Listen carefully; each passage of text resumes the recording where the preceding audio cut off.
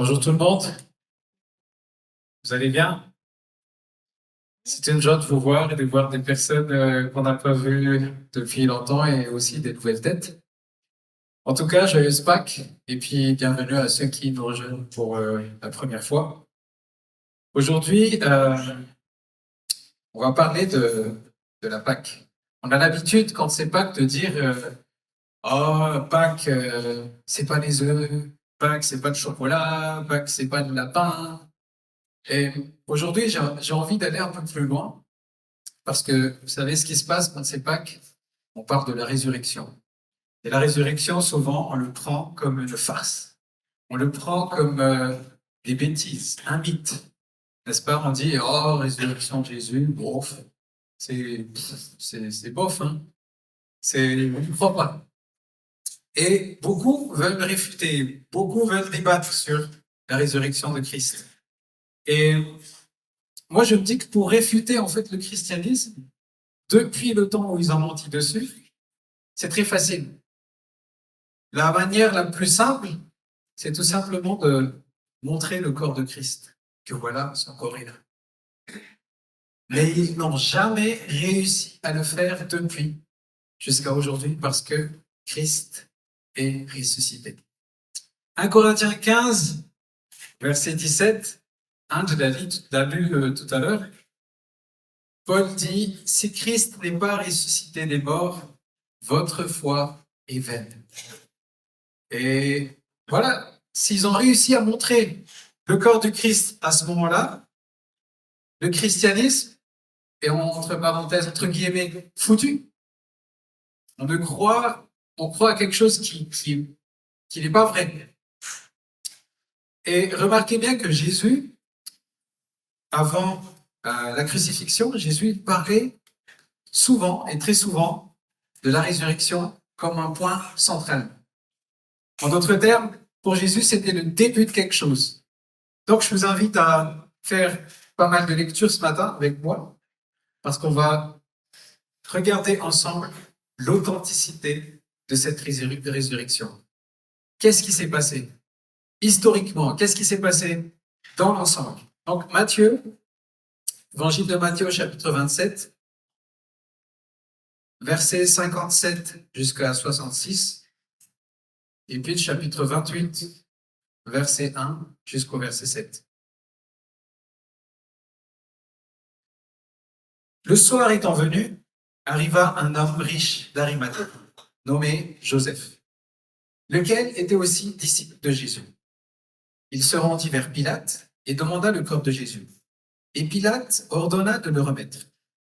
Joseph prit le corps, l'enveloppa d'un linceul blanc et le déposa dans un sépulcre neuf qu'il s'était fait tailler dans le roc. Puis il roula une grande pierre à l'entrée du sépulcre et il s'en alla. Mais Marie de Magdala et l'autre Marie étaient là, assises vis-à-vis du sépulcre. Le lendemain, qui était le jour après la préparation, les principaux sacrificateurs et les pharisiens allèrent ensemble auprès de Pilate et dirent, « Seigneur, nous nous souvenons que cet imposteur a dit qu'il vivait encore. Quand il vivait encore, après 3 jours, je ressusciterai. Ordonne donc que le sépulcre soit gardé jusqu'au 3e jour afin que ses disciples ne viennent pas dérober le corps. Et dire au peuple, il est ressuscité des morts. Cette dernière imposture serait pire que la première. Pilate leur dit, vous avez une garde, allez, garde-le comme vous l'entendrez. Ils s'en allèrent et s'assurèrent du sépulcre au moyen de la garde, après avoir scellé la pierre. Matthieu 28, 1 à 7. Après le sabbat, à l'aube du 1er jour de la semaine, Marie de Magdala et l'autre Marie allèrent voir le sépulcre. Et voici, il y eut un grand tremblement de terre, car un ange du Seigneur descendit du ciel, vint rouler la pierre et s'assit dessus. Son aspect était comme l'éclair et son vêtement blanc comme la neige. Les gardes tremblèrent de peur et deviennent comme morts. Mais l'ange prit la parole et dit aux femmes, « Pour vous, ne craignez rien, car je sais que vous cherchez Jésus qui a été crucifié. Il n'est point ici, Il est ressuscité comme il l'avait dit. Venez, voyez le lieu où il était couché et allez promptement dire à ses disciples qu'il est ressuscité des morts. Et voici, il vous précède en Galilée. C'est là que vous le verrez. Voici, je vous l'ai dit. Christ est ressuscité. Nous allons voir quelques points aujourd'hui. Et le premier point que j'ai envie de voir avec vous, c'est les précautions qui ont été prises à l'attendre. La première précaution, c'est que l'enterrement a été fait selon la coutume des Juifs. Jean 19, 39 à 40 nous dit qu'il y a eu 100 livres d'épices et de myrrhe et d'aloe qui ont été utilisés pour envelopper le corps de Jésus. 39 à 40, Nicodème, qui auparavant était allé de nuit vers Jésus, vint aussi apportant un mélange d'environ 100 livres de myrrhe et d'aloe. Ils prirent donc le corps de Jésus et l'enveloppèrent de bandes avec les aromates, comme c'est la coutume d'ensevelir chez les Juifs. Ça fait beaucoup d'épices, n'est-ce pas? 120 livres. Et selon l'histoire, ce qui est écrit dans l'histoire, Gamaliel, le petit-fils de l'érudit Éliel, à sa mort a utilisé 87 épices. Et l'historien Flavius Joseph dit que lorsque Hérode est mort, il fallait 500 livres d'épices et 500 esclaves pour transporter les épices. Donc, ici, ça fait beaucoup d'épices. Et qu'est-ce qu'on faisait pratiquement avec ces épices? Avec les épices, on les broyait. Et il fallait que les épices deviennent comme une pâte à moitié. Et finalement, on met sur le corps donc de Jésus, de ses jambes jusque en haut, sauf la tête. Et là, ils vont prendre le tissu de lin et puis ils vont commencer à ensevelir. Premier point. Après plusieurs heures, cette chose-là va va être solide, va se solidifier. Deuxième point, le corps est déposé dans un sépulcre neuf qui est taillé dans le roc. Donc, il n'y a pas d'autre sortie. On est dans un tombeau où une pierre est roulée devant et il n'y a pas d'autre sortie. Parce que c'est un sépulcre neuf qui a été construit à la base pour Joseph lui-même. Donc, un trou creusé dans le roc. Jean 20, verset 4 nous le dit, ils couraient tous deux ensemble, mais notre disciple courut plus vite que Pierre et arriva le premier au sépulcre. Verset 5, s'étant baissé, il vit les bandes qui étaient à terre, cependant, il n'entra pas. Donc, dans ce roc, devant la porte, il n'y avait qu'un mètre. Il devait donc se baisser. Je pense que si vous allez là-bas aujourd'hui, si vous avez l'opportunité, le privilège d'y aller, je pense que vous allez encore vous baisser pour entrer. Je ne sais pas si quelqu'un d'entre nous est déjà parti là-bas pour voir.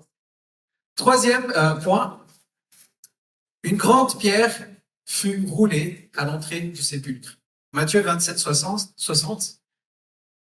Et le déposa dans un sépulcre neuf qu'il s'était fait tailler dans le roc. Puis il roula une grande pierre à l'entrée du sépulcre et s'en alla.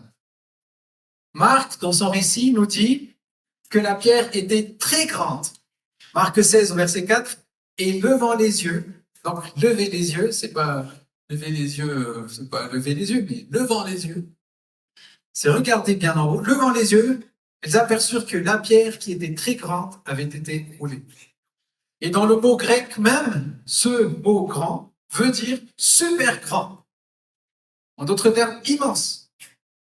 Et même dans des manuscrits historiques, dans le manuscrit Béza, par exemple, un des manuscrits les plus anciens, on voit, entre parenthèses, dans les textes rajoutés par les scribes, et il disait que la pierre était tellement grande qu'il fallait 20 hommes pour la faire bouger.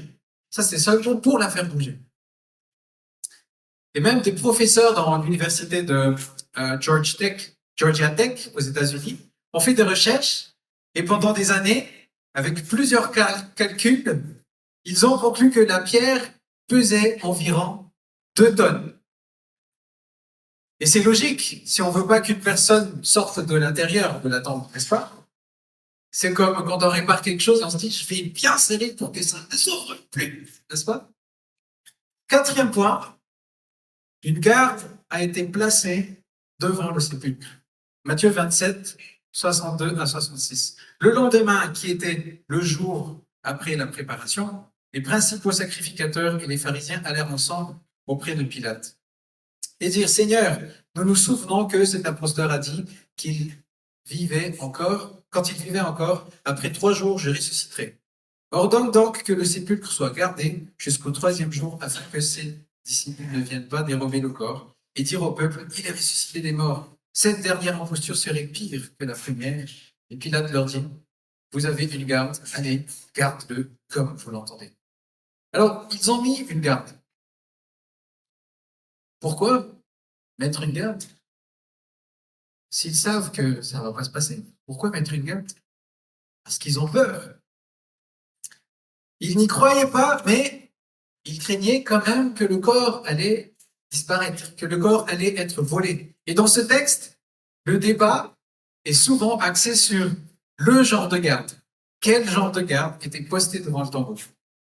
Est-ce que c'est la police du temple ou est-ce que c'est une garde romaine? Donc, je vous invite à vous tourner vers le grec. Le mot grec ici utilisé est custodias.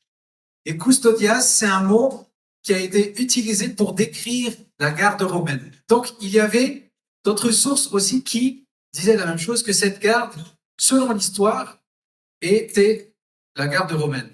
Il y a l'historien Flavius Vigitus Relotus, qui vivait une centaine d'années après Jésus, après la mort de Jésus-Christ.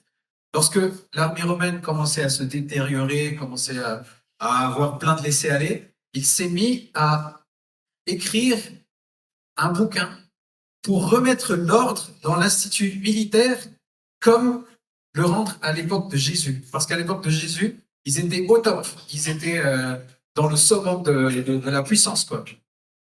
D'autres sources aussi disent que les custodias n'étaient pas à la force de 2 ou 3 hommes seulement. Comme dans les dessins animés, vous regardez la résurrection de Christ, il y a une seule personne qui est là, debout, avec un bouclier qui s'effondre. C'est pas comme ça. C'est pas comme ça. Un custodias, c'est une unité, comme un peu dans FBI ou je sais pas, une unité composée de 16 hommes. Chaque homme étant entraîné pour garder 2 mètres carrés autour de lui.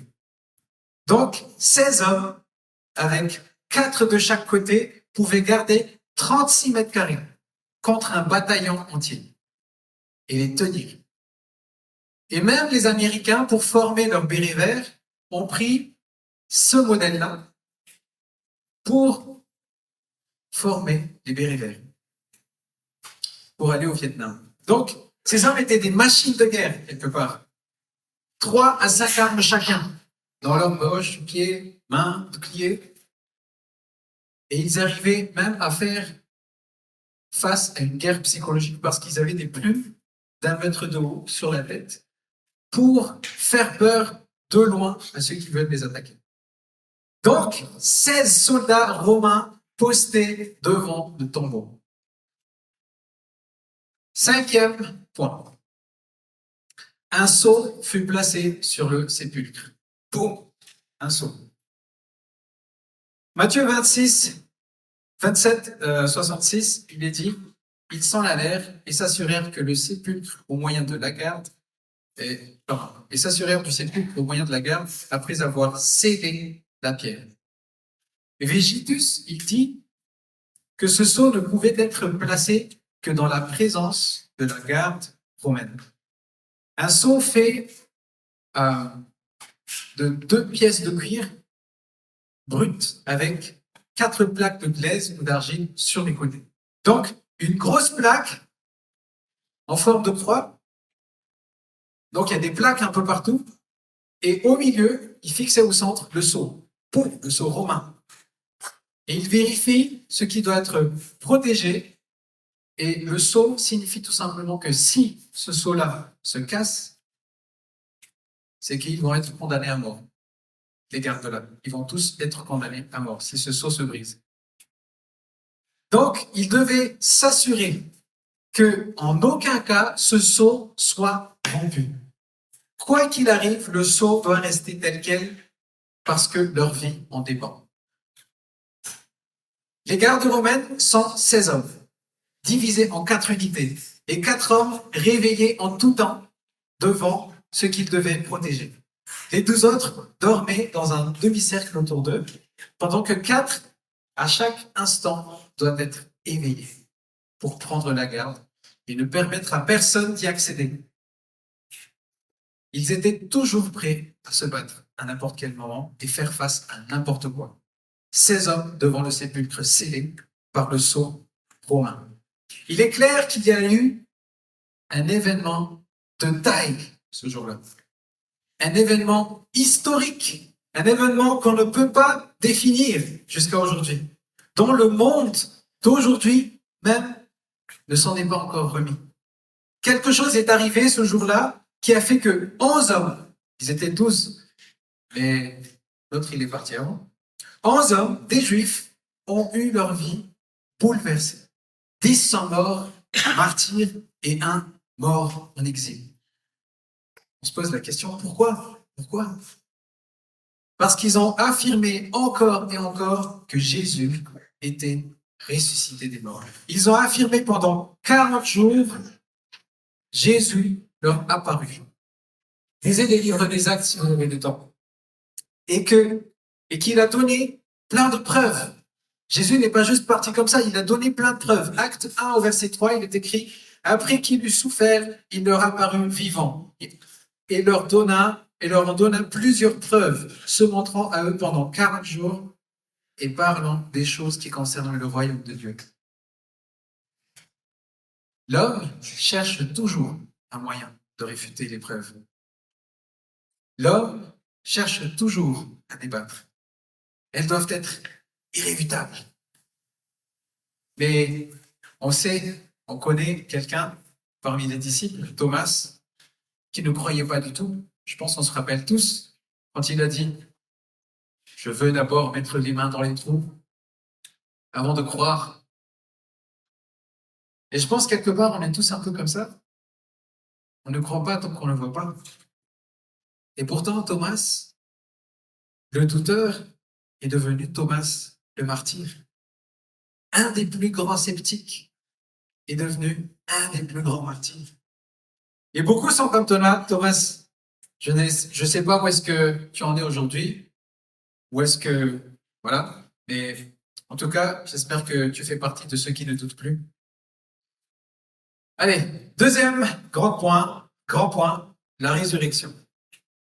Matthieu 28, 1 à 4.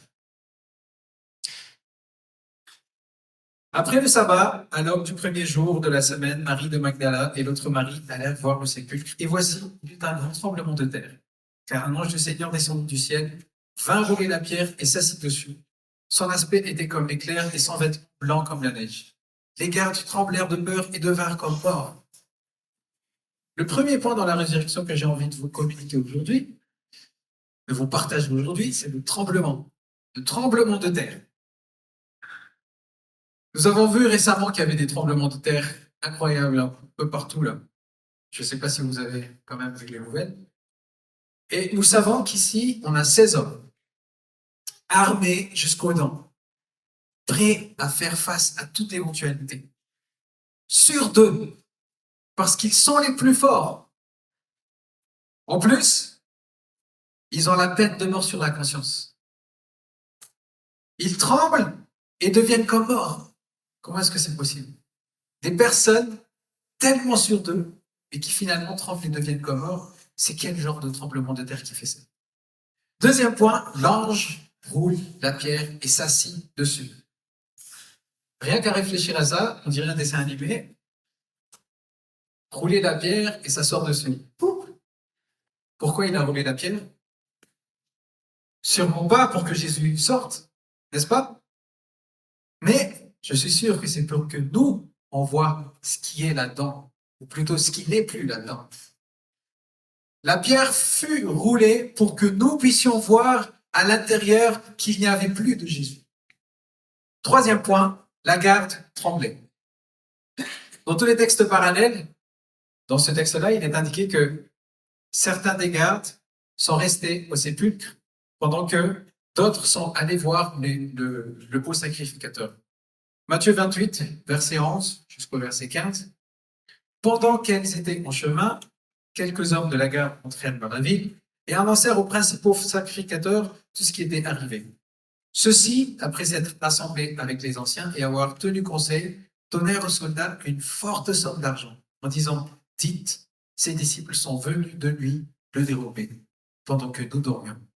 Et si le gouverneur l'apprend, nous la pèserons et nous vous tirerons de peine. » Et les soldats prirent l'argent et suivirent les instructions qui leur furent données. Et ce bruit s'est répandu parmi les Juifs jusqu'à ce jour. Ils sont donc allés voir le haut sacrificateur. Il était conscient que pour sauver leur peau, c'était le seul moyen. Donc, ils les ont soudoyés. Si c'est ce qui s'est vraiment passé, c'est que certains de ces sacrificateurs sont donc partis sur place voir de leurs yeux ce qui s'est vraiment passé au tombeau. Et quand ils sont arrivés au tombeau, imaginez bien la scène, les sacrificateurs arrivent au tombeau et regardent. Ils vont pas, je pense pas qu'ils vont juste croire la véracité de ce que les gardes vont dire. Ah, le tombeau s'est ouvert, on s'est endormi. Ils vont se dire, vous êtes malade. C'est sûr que nos sacrificateurs sont partis vérifier eux-mêmes. Et quand ils sont arrivés là, ils ont cru. Il n'y a pas d'autre mot à dire parce que si ils ont soudoyé, ça veut dire qu'ils ont cru. Donc, les hauts sacrificateurs eux-mêmes ont cru. Ils sont allés voir le tombeau et compris quelque chose de très étrange qui vient de se passer. Donc, eux-mêmes étant convaincus de la véracité de ce que les gardes disaient, ils ne voulaient pas tenir en tant que responsables. Ils leur ont donné de l'argent pour ne rien révéler et pour mentir. Et pourquoi soudoyer des personnes atteintes d'une maladie mentale, si c'est le cas? S'ils vont se dire, ils sont fous. S'ils pouvaient tout simplement prouver que la garde romaine était incompétente, ils auraient pu tout simplement dire, ce sont des incompétents, on va les tuer, fini. Mais non, ils les ont soudoyés. Pourquoi? Verset 14, il est écrit, « Et si le gouverneur l'apprend, nous l'apaiserons et nous vous tirerons de peine. » En d'autres termes, vous n'allez pas mourir, on va tout faire.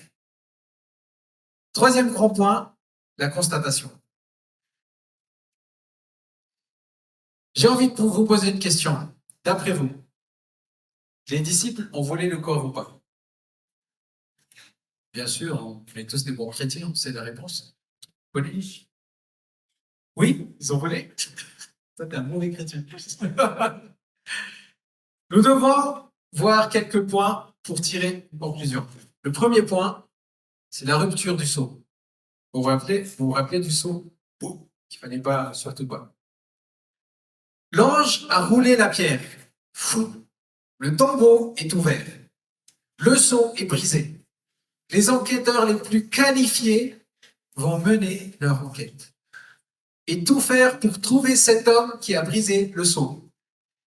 Et lorsque ces hommes-là sont trouvés, c'est la crucifixion à l'envers directe. C'est pour ça que les disciples sont cachés. Les disciples sont partis se cacher. Et est-ce que vous pensez que Pierre, qui a nié Jésus 3 fois la nuit, va se montrer je vais voler le corps? Je pense pas. Deuxième point, la pierre était roulée. À chaque fois que quelqu'un s'est approché du tombeau depuis la mort de Jésus, à l'unanimité, ils ont quelque chose d'assez étonnant qu'ils disent. J'ai jamais été. Mais le positionnement de la pierre selon leurs affirmations, un peu trop loin du tombeau.